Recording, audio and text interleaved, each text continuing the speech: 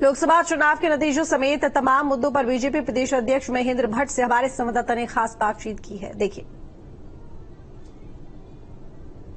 हमारे साथ बातचीत करने के लिए उत्तराखंड भाजपा के अध्यक्ष महेंद्र भट्ट जी हैं, तो उन्हीं से बात करते हैं। भट्ट जी, पांचों लोकसभा सीटों का बताइए और फिर वहां का बताइए जहां जहां आप चुनाव में गए हैं। तो उत्तराखंड की 5 लोकसभा सीटों का मूल्यांकन आपका क्या है?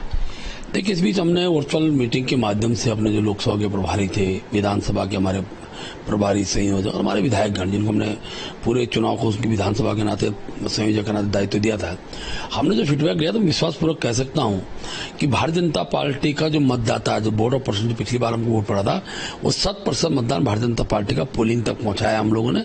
और जितना वोट पिछली बार भारतीय जनता पार्टी पड़ा था, इस बार उस वोट में वृद्धि होगी, कमी होने की स्थिति में दूर दूर तक नहीं है। और हमने बाकायदा एक एक बूथ का मूल्यांकन किया है। तो मैं कह सकता हूँ 5 लोकसभा हम अच्छे मतों से जीतने वाले हैं और पुनः उत्तराखंड में हैट्रिक बनेगी। और प्रधानमंत्री जी को हमने 5 कमल जो यहाँ से उनको देने का जो वादा किया था, वो 5 कमल यहाँ से पहुंचाने वाले हैं। जी, आप पार्टी के प्रदेश अध्यक्ष और वरिष्ठ नेता होने के नाते बाकी राज्यों में कहाँ गए, वहाँ आपका किस तरह का इनपुट आ रहा है? देखिए, मैं हिमाचल के 3 लोकसभा मेरा जाना हुआ, मेरा ही नहीं बल्कि हमने उत्तराखंड से लगभग 100 कार्यकर्ता हमने हिमाचल के अंदर भेजे थे। हमारे कार्यकर्ता दिल्ली भी गए, उड़ीसा भी गए, हरियाणा में बड़ी संख्या में हमने महिला मोर्चा टीम को भेजा था। लेकिन हिमाचल में मेरे 3 लोकसभाओं के अलग अलग स्थान के कार्यक्रम थे। मेरे बूथ प्रबंधन का मुख्य रूप से काम रहता है। तो मैं जब तीनों लोकसभा के अंदर गया तो मैं इस बात से आश्वस्त हूं कि देवभूमि के अंदर मोदी जी का जो क्रेज है, उनके प्रति जो लोगों का भाव है, वो वहां भी मुझे दिखाई दिया है। और मैं कह सकता हूं हिमाचल की भी लगभग 4 जो लोकसभाएं वहां की हैं, हम उसको उसमें विजय से प्राप्त करेंगे।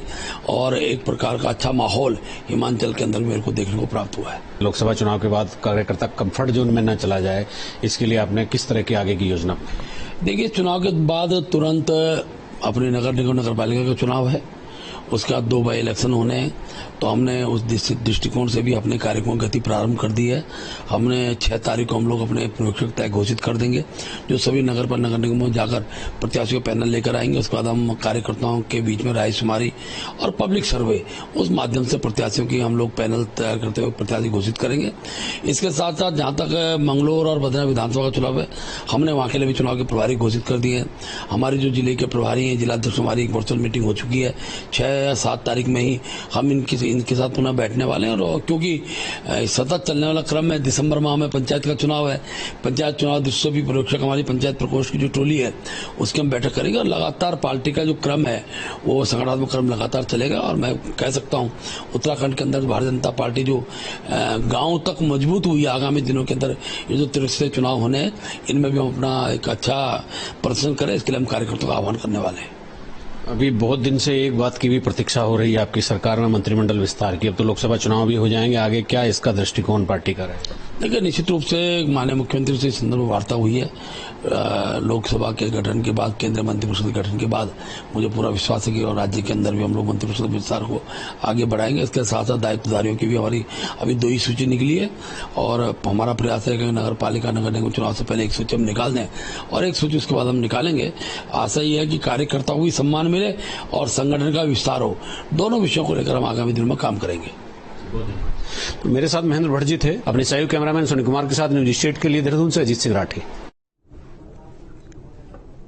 गर्मी का सितम लगातार बढ़ता ही जा रहा है, जिससे निजात पाने के लिए लोग अलग अलग तरीके ढूंढ रहे हैं।